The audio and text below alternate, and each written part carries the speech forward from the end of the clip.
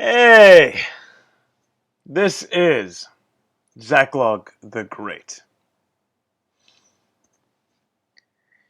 In Matthew 7:1, Jesus says, "Do not judge." Now, if you listen to some people today talk about Jesus, you'd get the impression that's all he ever said. But if you actually open up a Bible, it turns out he said a lot more. In fact, shortly after he said, "Do not judge," Jesus warned that we should be on guard against false teachers, and that we'd know them by their fruits. For those not familiar with biblical language, this means we should look at what the real practical effects of these ideas are and see how the people who preach these ideas live. What are their fruits? What are the natural outgrowths? There's another well-known Bible verse by St. Paul about fruits. He talks about the fruits of the Spirit. What grows out of a life rooted in Christ? He says that out of this life grows love, joy, peace, patience, kindness, goodness, faithfulness, gentleness, and self-control. So, as a Christian, what should we think of the movement and ideology of Black Lives Matter?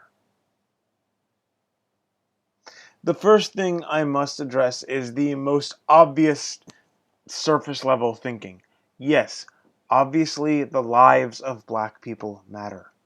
They are human beings made in the image of God, and we must respect that. But to claim that this is all Black Lives Matter means is simply disingenuous. This is the name of a political movement which makes many factual claims and demands actions and policies in response to those claims. I'm not primarily interested today in examining those factual claims. That is worth discussing, but it's a topic for another day. No. Today, I'd like to take Jesus' advice and look at the fruits. What has grown out of Black Lives Matter? Is it the truth or a false prophet? Love. Does BLM foster love? I've not seen that. I've seen them create memorials to various people, but I've seen little real evidence of love to those still living who could benefit from it. They don't seem to give of themselves to help others. In fact, what I've mostly seen is a list of demands. You will do this for us. That does not sound like self-giving love to me. Peace. No, they do not produce peace. They produce riots, screaming, dissension. Patience? Hardly. They reject the idea of gradual, careful reform and demand immediate, sweeping changes. Kindness? Gentleness. The movement's primary form of expression is riots which leave people dead and businesses looted and burned to the ground.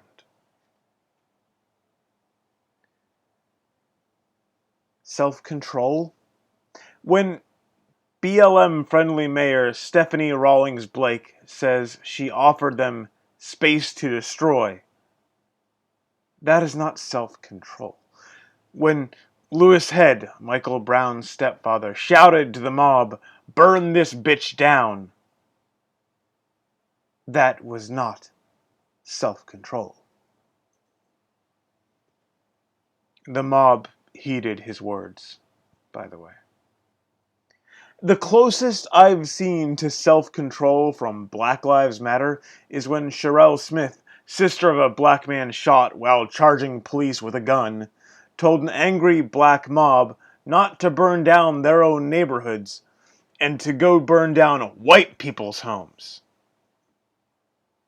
Such admirable self-restraint. So, if it's clear that BLM does not produce the fruits of the Spirit, what do they produce? Lies. The Black Lives Matter narrative is that police are out killing black people for no reason.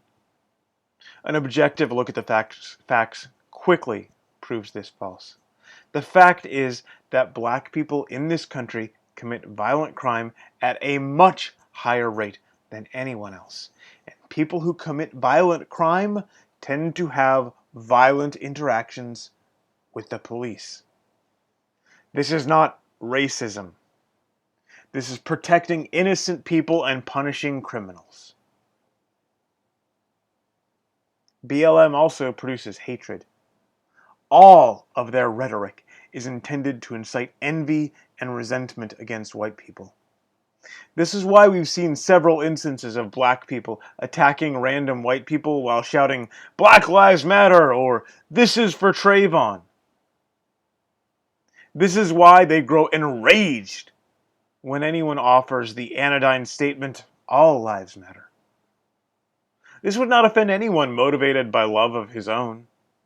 It is, though, very offensive to someone serving an ideology of racial supremacy, as BLM is. Jesus told us that false teachers would come to us in the guise of sheep, but would, in fact, be devouring wolves.